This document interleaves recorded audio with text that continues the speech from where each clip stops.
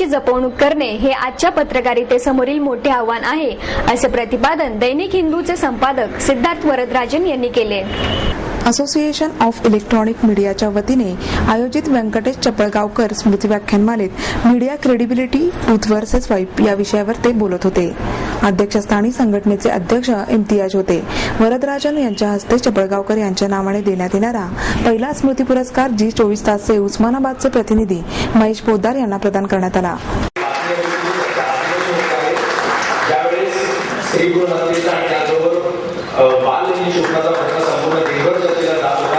महापौर वैशाली बनकर, खासदार सुरेश कलमाडी, वंदना चव्हाण, युवक काँग्रेसचे राष्ट्रीय समन्वयक रोहित टिळक, डीएसके समूहाचे अध्यक्ष डीएस कुलकर्णी, आमदार डॉक्टर नीलम गोरे, आमदार गिरीश बापट, जयदेव गायकवाड, पोलीस आयुक्त गुलाबराव पोळ, केसरीचे कार्यकारी संपादक सुकृत खांडेकर, असोसिएशनचे अध्यक्ष इम्तियाज जलील यांच्यासह विविध क्षेत्रातील मान्यवर यावेळी उपस्थित होते.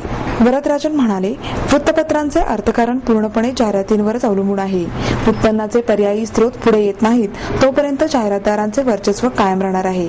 आता तर त्यांचे लक्ष बातम्यांच्या जागेकडे गेले असून त्यातूनच पेड न्यूज सारखे चुकीचे प्रकार पुढे आले आहेत. पत्रकारितेवर सरकारकडून दबाव येत नसला तरी सोशल मीडियाच्या अभिव्यक्ती स्वातंत्र्यावर मात्र त्यांनी टाच आणली आहे. त्याविरुद्ध आवाज उठवण्याची गरज आहे असे सांगून ते म्हणाले, इलेक्ट्रॉनिक माध्यमांच्या वाढत्या वर्चस्वामुळे परदेशात वर्तमानपत्रांच्या खपावर विपरीत परिणाम झाला आहे.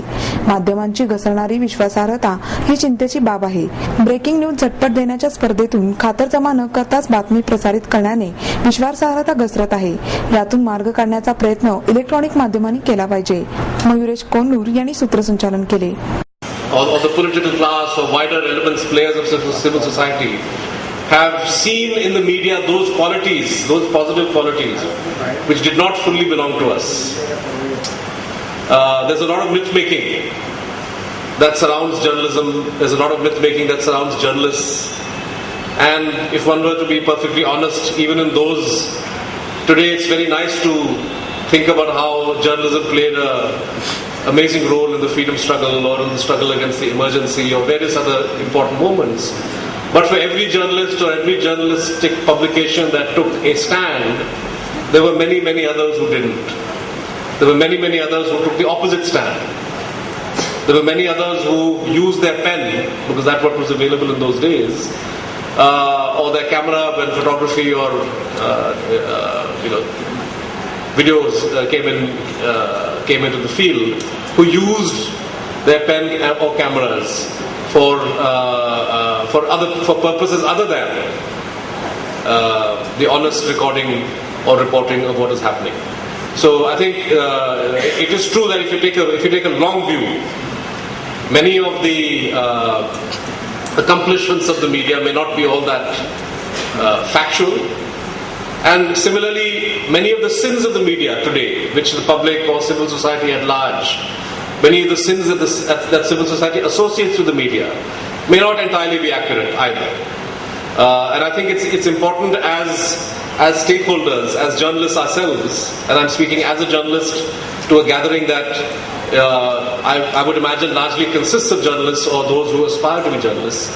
It's essential that we introspect, that we look inwards to see where exactly there is a problem, and recognizing that there is a problem is the obvious place to start. Only then can we begin to remedy this, and I will try in my lecture today to zero in on specific stress points, specific reasons or areas which are undermining the credibility of the mass media in India today. Before I do that, however, I want to introduce a caveat, or not a caveat, but an important qualification lest we forget. Far more willing to report about difficult topics, far more willing to point fingers at the powerful than the media in India ever was. And this is not just a question of scale. Scale is important, of course. There are at the last count more than 400 channels, I'm told, of one kind or another, in one language or another, offering news or current affairs, not always 24/7, but certainly for a major part of their programming. In Odia, in Tamil, in Telugu, Malayalam, Nepali, in Maithili, Bhojpuri, You have channels that either have a signal that runs across the state or local cable distributed news channels that report at a very, very micro level. So the fact is that in terms of sheer volume and quantity, there is a lot more choice and a lot more variety that is available to the average reader or the average viewer. Similarly, in newspapers, in a city like Pune, I haven't done a very close audit, but I would imagine that if you know Marathi and English, you would have the choice of more than a dozen newspapers every morning. And you compare yourself to a reader in New York, say. In New York, a city that I studied in and taught economics for a few years, there was no choice. If you wanted to read a good paper, you had only the New York Times. That was it. If you wanted to expand your horizon a little bit and go towards the tabloids, you had the New York Daily News. And you had, I think it was called the New York Post. I think since then the Daily News has folded up. So you essentially have one broadsheet and one tabloid catering to a city with a population of more than 10 million, working population of more than 10 million. And if you compare the kind of choice that is available even in a small town, I don't mean to, because Pune is far more important than its population connotes. It's in many ways the place where modern Indian journalism has its origins. But you have an enormous amount of choice available to you. And this is not just a question of numbers.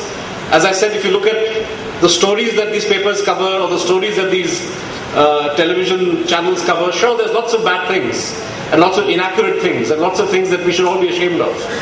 But the willingness of the media to expose wrongdoing, to point a finger at the powerful, to highlight social evils is much greater today than it was even 10 or 15 years ago. And you just have to compare. Next time you have a chance, go into the archive and look at the front page of an average English language newspaper of say 20 years ago. And chances are that the front page will be full of stories about the President's visit to Poland and how the Chief Minister has announced a record harvest of sugar. And this could be a 6-column story. Or Governor exhorts scientists to come up with more inventions. These were the kind of news items that would make it regularly to page 1 20 years ago, 30 years ago.